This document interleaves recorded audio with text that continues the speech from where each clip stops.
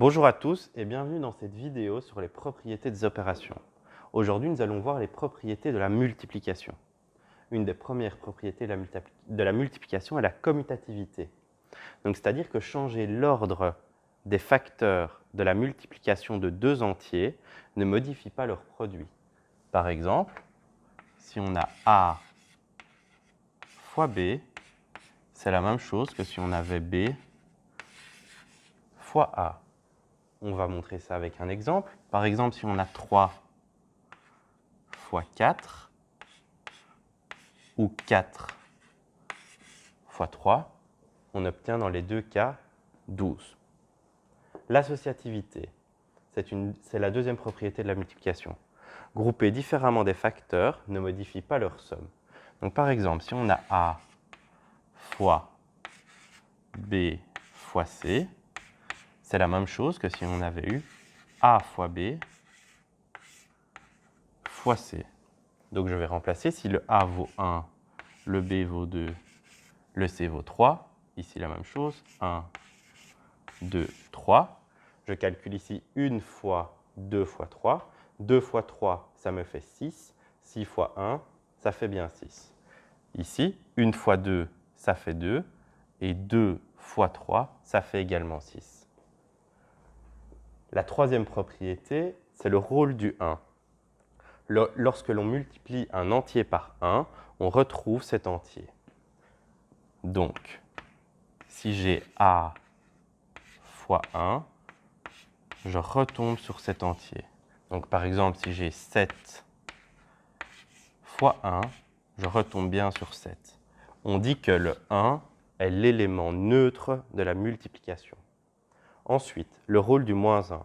Lorsque l'on multiplie un entier par moins 1, on obtient l'opposé de cet entier.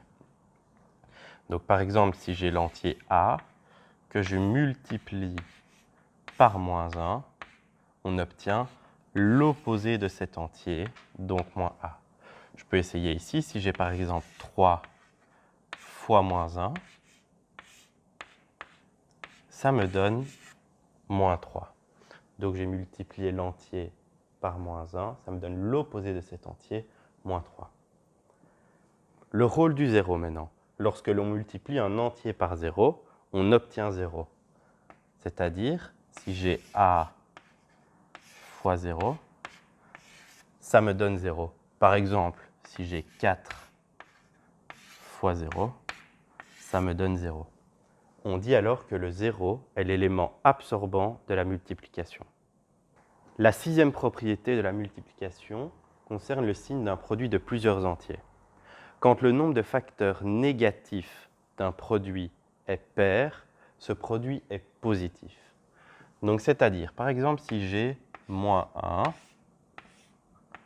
fois moins 2 fois 3, le nombre de facteurs négatifs de ce produit est de 2. Donc il est pair. Donc le signe du produit va être positif. Et puis je calcule 1 fois 2 fois 3, ça me donne 6.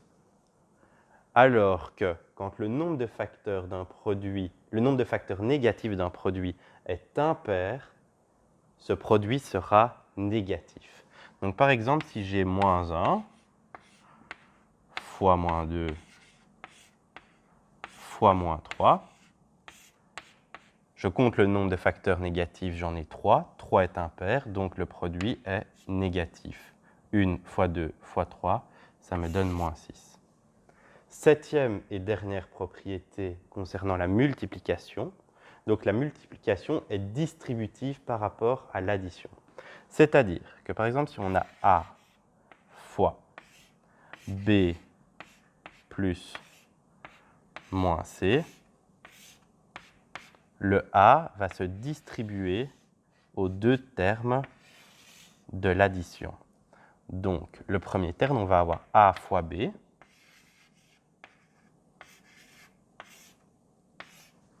On garde l'addition, plus A fois moins C.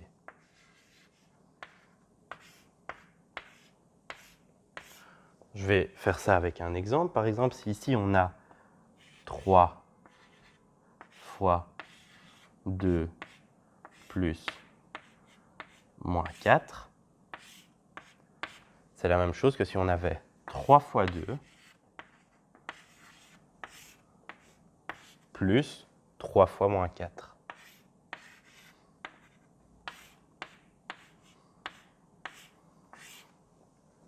Cette dernière propriété clôture les propriétés concernant la multiplication. À bientôt pour la prochaine vidéo.